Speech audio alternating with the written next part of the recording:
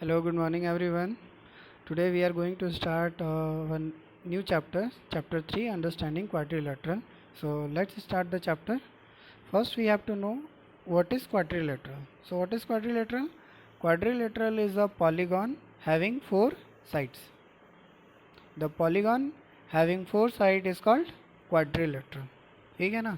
चलिए तो आगे देखते हैं कि आगे क्या क्या चीज़ दिया है, उसको समझने की कोशिश करते हैं। और देखिए, चलिए यहाँ पे एक कॉलम कॉलम दिया हुआ है, दो कॉलम है। दो कॉलम को इसको क्या करना है, आपको मैच करना है। चलिए मैच करते हैं। तो फर्स्ट वाला देखिए क्या है कि दो साइड्स बने हुए हैं। अब देखिए इसमें से क्या कौन सा होगा, सिंपल क्लोज कर्व होगा क्या, नहीं होगा। सेकंड देखिए a close curve that is not simple, close तो है ही नहीं। और सी है simple curve that is not close, तो ये हो जाएगा ए का क्या हो जाएगा, हमारा सी हो जाएगा। एक सिंपल कर्व है जो कि क्लोज नहीं है। ठीक है, उसके बाद देखिए सेकंड वाला देखते हैं हम लोग क्या है। सेकंड वाला क्या हो सकता है, simple close curve. Simple close करना, देखिए सिंपल क्लोज कर्व का मतलब ये होता है कि कभी एक दूसरे को इंटरसेक्ट नहीं करे। ठीक है। सेकंड है देखिए a close curve that is not simple. उसके बाद ये तो हो गया। और डी देखिए नॉट अ सिंपल कर्व। ठीक है, अब अपने को ये देखना है कि कौन सा सिंपल कर्व नहीं है। तो ये हो जाएगा, सेकंड का हो जाएगा आपका डी। ठीक है। उसके बाद थर्ड को आप देखिएगा तो ये हो जाएगा आपका ये सिंपल क्लोज कर्व। उसके बाद है close curve that is not simple, ये वाला हो जाएगा आपका। ठीक है, ये क्लोज है। तो इस तरीके से आपको ये मैच कर लिया। आगे देखते हैं कि आगे क्या पढ़ना है अपने को। आगे पढ़ना है अपने को polygon. So what is polygon. Polygon क्या होता है, पॉलीगॉन क्या होता है। तो देखिए पॉलीगॉन दो वर्ड से मिलकर के बना होता है, एक होता है पॉली और एक क्या होता है गॉन। तो पॉलीगॉन का मतलब होता है मैनी, बहुत सारे। और गॉन का मतलब क्या होता है, साइड्स।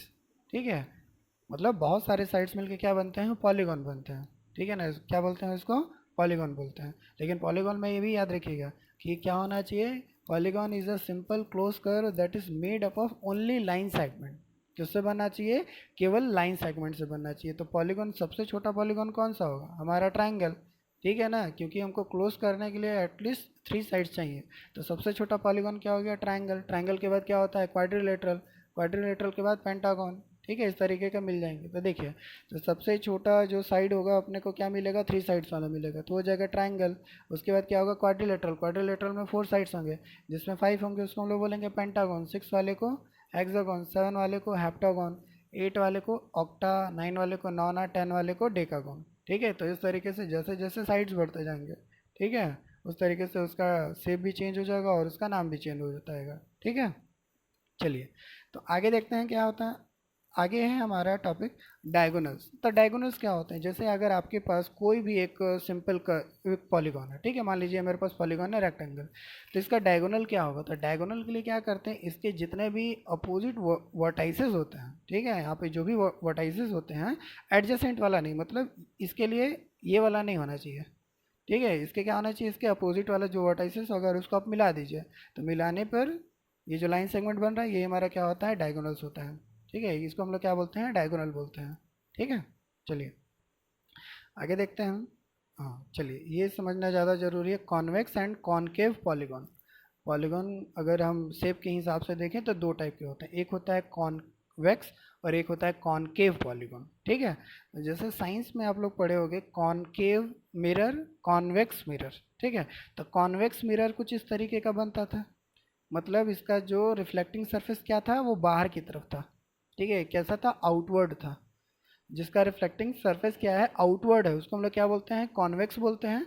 और जिसका रिफ्लेक्टिंग सरफेस क्या होता है, इनवर्ड होता है, अंदर की तरफ होता है, उसको हम लोग क्या बोलते हैं, कॉनकेव बोलते हैं। ठीक है, तो इस तरीके से आप समझ सकते हैं कि कॉन्वेक्स और कॉनकेव क्या होता है। देखिए, तो जिसके भी जो साइड्स हैं अगर वो बाहर की तरफ निकले हैं, ठीक है ना, बाहर की तरफ निकले हैं, तो हो जाएगा कॉन्वेक्स। देखिए सब में क्या है, बाहर की तरफ है, तो ये हो जाएगा कॉन्वेक्स। और कॉनकेव में क्या है, अंदर की तरफ। देखिए यहाँ पे ये क्या है, अंदर की तरफ है, जैसे ये वाला जो बना है ना डायग्राम आपका, इसमें ये जो साइड क्या है, ये अंदर की तरफ है। ठीक है, ठीक है, तो अंदर की तरफ दिखे आपको, मतलब समझ जाइए वो कौन सा है, वो कॉनकेव है। ठीक है, आपको मिरर से कंपेयर कर सकते हैं। ठीक है, ये देखिए कॉन्वेक्स में ऐसा था, आउटवर्ड की तरफ था, और कॉनकेव में क्या था, इनवर्ड था। ठीक है, तो इस तरीके से आप समझ सकते हैं कि कॉन्वेक्स पॉलीगॉन क्या होता है और कॉनकेव पॉलीगॉन क्या होता है। ठीक है, चलिए आगे आते हैं। अब आते हैं रेगुलर एंड इरेगुलर पॉलीगॉन। तो रेगुलर पॉलीगॉन किसको बोलते हैं, ऐसे पॉलीगॉन जिसके सभी साइड्स क्या हो, इक्वल हो, एंगल्स भी इक्वल हो, तो उसको हम लोग क्या बोलते हैं, रेगुलर। इरेगुलर में क्या होता है, ना तो साइड इक्वल होगा ना तो एंगल इक्वल होगा। ठीक है, तो रेगुलर मीन्स ये सभी साइड्स इक्वल होने चाहिए और सभी एंगल भी इक्वल होने चाहिए उसके। ठीक है, चलिए हाँ अब आते हैं नेक्स्ट क्या है। चलिए एक्सरसाइज 3.1 स्टार्ट करते हैं। अब हम लोग क्वेश्चन को देखते हैं और समझने की कोशिश करते हैं कि क्या चीज़ दिया है और कैसे इसको सॉल्व करना है।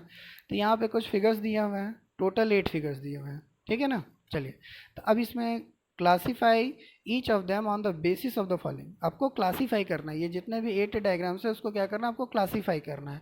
तो फर्स्ट क्या है, सिंपल कर्व। क्या करना है आपको, सिंपल कर्व। सिंपल कर्व मतलब कर्व ऐसा होना चाहिए जो एक दूसरे को इंटरसेक्ट ना करे। तो सिंपल कर्व में कौन कौन से आएंगे, ध्यान से देखिएगा। फर्स्ट वाला आएगा, सेकंड भी आएगा, ठीक है, थर्ड नहीं आएगा, फोर्थ भी नहीं आएगा, फिफ्थ आ जाएगा। देखिए ये सिंपल कर्व है, ठीक है, मतलब एक दूसरे को इंटरसेक्ट नहीं कर रहे हैं।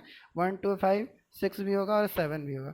तो फर्स्ट एक आंसर होगा क्या क्या क्या, 1 2 5 6 एंड 7। ठीक है, ये हो जाएगा आपका आंसर 1 के लिए। अब आते हैं हम लोग सेकंड के लिए। सेकंड क्या है, सिंपल क्लोज कर्व। क्या करना है अपने को, simple close curve. Simple close curve मतलब एक दूसरे को इंटरसेक्ट नहीं करना चाहिए, तो इसका भी आंसर वही होगा 1 2 5 6 एंड 7। तो ए और बी दोनों का आंसर क्या होगा, सेम होगा 1 2 5 6 7। चलिए तो अब आते हैं हम लोग पॉलीगॉन पे। तो पॉलीगॉन क्या है, इसमें पॉलीगॉन क्या होता है बताया था ना, simple close curve made up of only line segment, उसको हम लोग क्या बोलते हैं, पॉलीगॉन।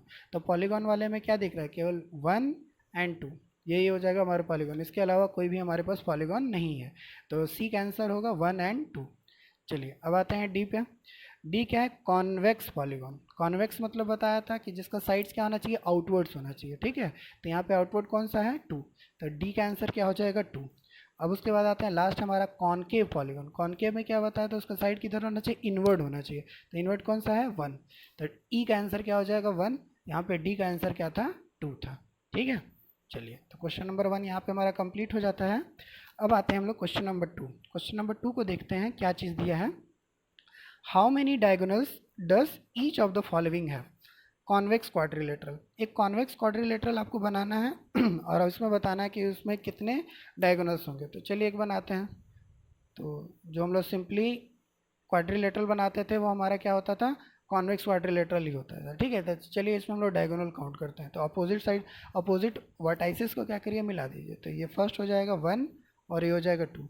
इसके अलावा और कुछ है क्या, नहीं है। ठीक है, तो देखिए कॉन्वेक्स क्वाड्रिलेटरल में कितने डायगोनल्स हो गए हमारे, 2 डायगोनल्स होंगे। तो फर्स्ट का आंसर क्या हो जाएगा 2। ठीक है, चलिए तो अब सेकंड पे आते हैं। सेकंड क्या है, रेगुलर हेक्सागोन। हेक्सागोन है और रेगुलर है। रेगुलर मतलब सभी साइड क्या होने चाहिए, इक्वल, और हेक्सागोन मीन्स कितने साइड्स होने चाहिए, 6 साइड। चलिए मैं बनाता हूँ। ये हो गया हमारा रेगुलर हेक्सागोन। टोटल कितने साइड्स हैं, काउंट करिए, 1 2 3 4 5 6, टोटल कितने हैं, 6 हैं। चलिए इसमें नंबर ऑफ डायगोनल्स को देखते हैं। तो फर्स्ट वाले को मैं इससे मिलाता हूँ। देखिए 1, यहाँ पे हो जाएगा 2, यहाँ पे हो जाएगा 3, कितना मिला 3। इसके बाद यहाँ से चालू करते हैं, 4 5 6, कितना हो गया 6। उसके बाद देखिए 7 8 और यहाँ से देखिए मिलाइएगा तो 9। तो टोटल कितने मिल गए अपने को, 9। तो रेगुलर हेक्सागोन में टोटल डायगोनल्स कितने हुए, 9। ठीक है, आप खुद से बनाइए और काउंट करके देखिए टोटल कितने आपको मिलेंगे, 9 मिलेगा। ठीक है, चलिए अगला क्वेश्चन है ट्राइंगल। ट्राइंगल में कितने होंगे, देखिए ट्राइंगल का शेप ऐसा होता है। इसमें कोई अपोजिट वर्टाइसेस है क्या, नहीं। इसमें किसी टाइप का कोई डायगोनल बनेगा, नहीं। तो ट्राइंगल का डायगोनल क्या होगा, 0। ठीक है ना, चलिए तो क्वेश्चन नंबर 2 भी सॉल्व हो गया हमारा। अब आगे हम लोग देखते हैं क्वेश्चन नंबर 3 को। क्वेश्चन नंबर 3 है, what is the sum of the measures of the angles of convex quadrilateral.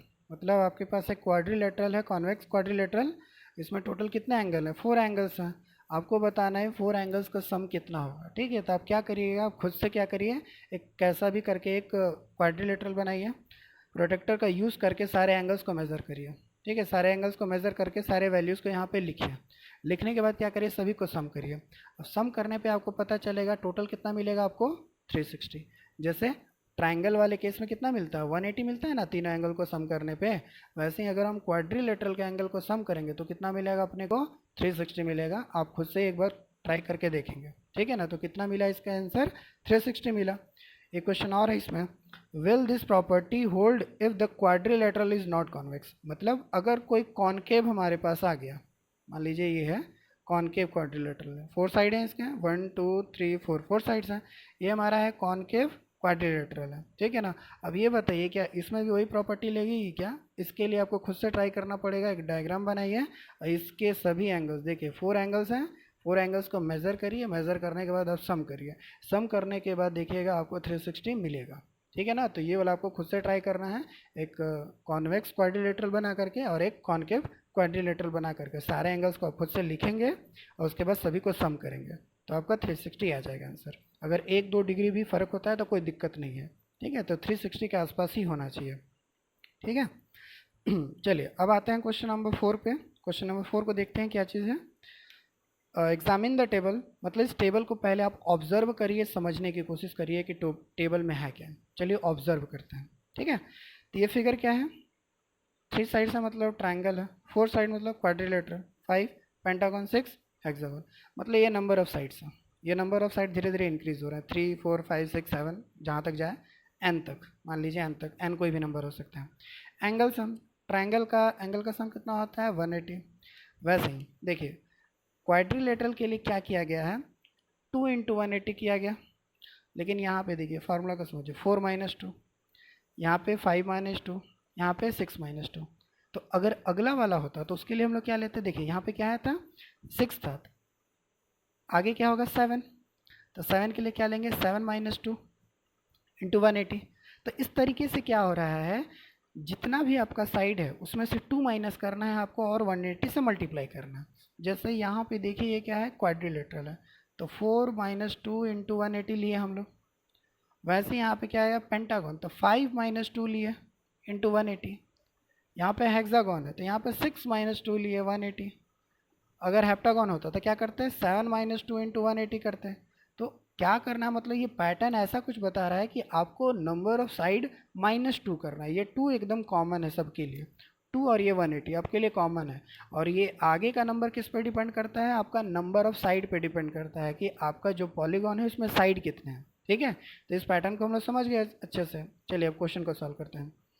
What can you say about the angle sum of convex polygon with number of side. मान लीजिए 7 है तो 7 के लिए क्या होगा, तो देखिए अभी जितना भी हम लोग सॉल्व किए उसमें क्या था, साइड -2 था, ठीक है। 4 माइनस 2 इंटू 180 था, मतलब जितना आपका साइड है उसमें से 2 माइनस करिए और 180 से मल्टीप्लाई करिए, ठीक है। तो यहाँ पे देखिए साइड कितना है 7, तो इसके लिए क्या होगा, 7 माइनस 2 इंटू 180 होगा, ठीक है।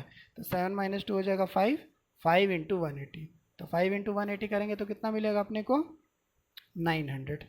तो सम कितना आ जाएगा आपका, 900, ठीक है। तो इस तरीके से आप आगे आगे के क्वेश्चन को भी सॉल्व कर सकते हैं। जैसे 8 है तो 8 के लिए क्या करेंगे हम लोग, 8 माइनस 2 इंटू 180 करेंगे।